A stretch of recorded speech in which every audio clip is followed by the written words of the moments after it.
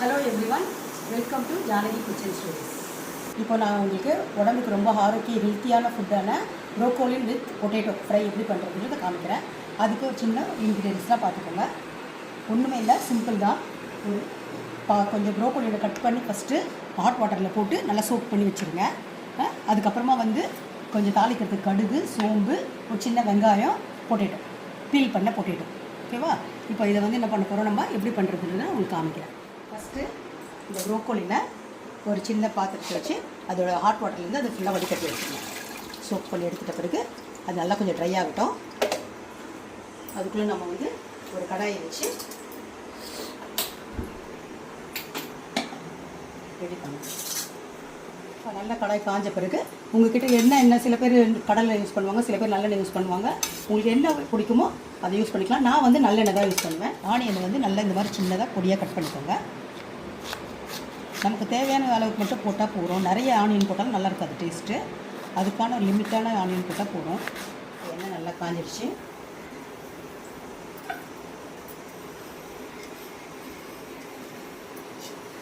கொஞ்சம் கடுகு, கொத்தமல்லி, சோம்பு, கொஞ்சம் சோம்பு சேர்த்துட்டு கொஞ்சம் வெங்காயம்,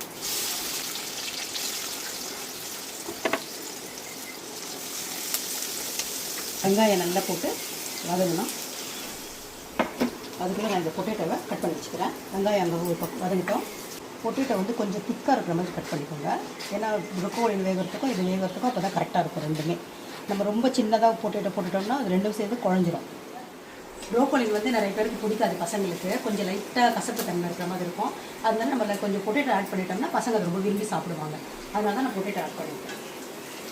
இல்லை நீங்கள் உங்களுக்கு தனியாக ப்ரோக்கோலி வேணும்னாலும் நீங்கள் தனியாகவும் இதே மாதிரி பொட்டேட்டோ இல்லாமல் அது இதே மாதிரி பண்ணி சாப்பிட்டுக்கலாம். ஆனியன் ரொம்ப வதங்க வேண்டாம். சும்மா லைட்டாக கொஞ்சம் இருந்தாலே போகிறோம். அதுக்கப்புறம் கொஞ்சம் இஞ்சி பூண்டு பேஸ்ட்டு சும்மா லைட்டாக,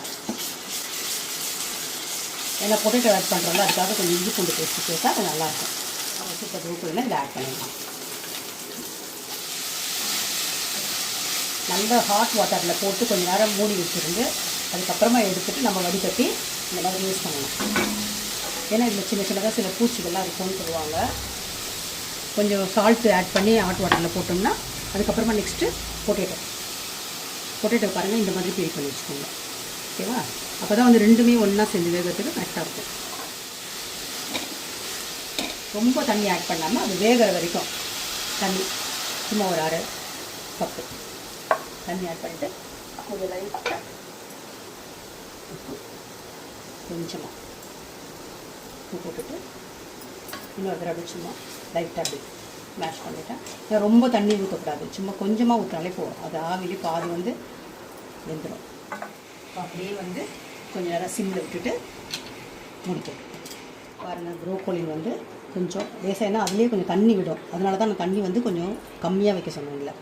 கொஞ்சமாக இருந்தது ஏன்னா அது வேகிறதுக்கு தண்ணி அதுலேருந்து வந்துகிட்டே இருக்கும். இன்னும் ஒரு கொஞ்சம் நேரம். இந்த ப்ரோக்கோலி இப்போ ரெடி ஆகிட்டு இருக்குது நம்ம பக்கம்.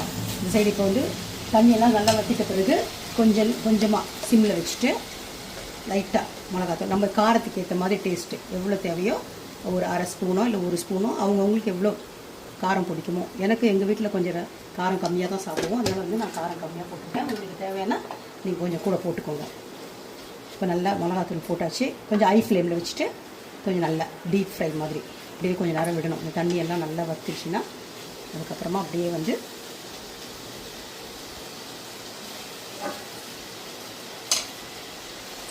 அதுனா ஃப்ளேவர் கொஞ்சம் டேஸ்ட் கொடுக்கும். இதுதான் சும்மா டேஸ்ட்டுக்கு ஏற்ற மாதிரி போட்டு அப்படியே ஒரு 2 மினிட்ஸ் நல்லா ஃபுல்லாக மசாலாலாம் எல்லா சைடும் நல்லா ஆன பிறகு அப்படியே கொஞ்சம் சிம்மில் வச்சுட்டு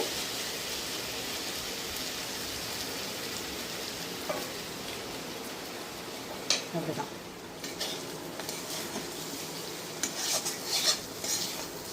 அவ்வளோதான், broccoli with potato fry ready. இன்னும் கொஞ்சம் இதிலே தக்காளி போட்டு ஆட் பண்ணோன்னு வச்சுக்கோங்களேன், நம்ம சப்பாத்தி அந்த மாதிரி ஐட்டத்துக்கும் தொட்டு சாப்பிட்லாம். ரொம்ப நல்லாயிருக்கும்.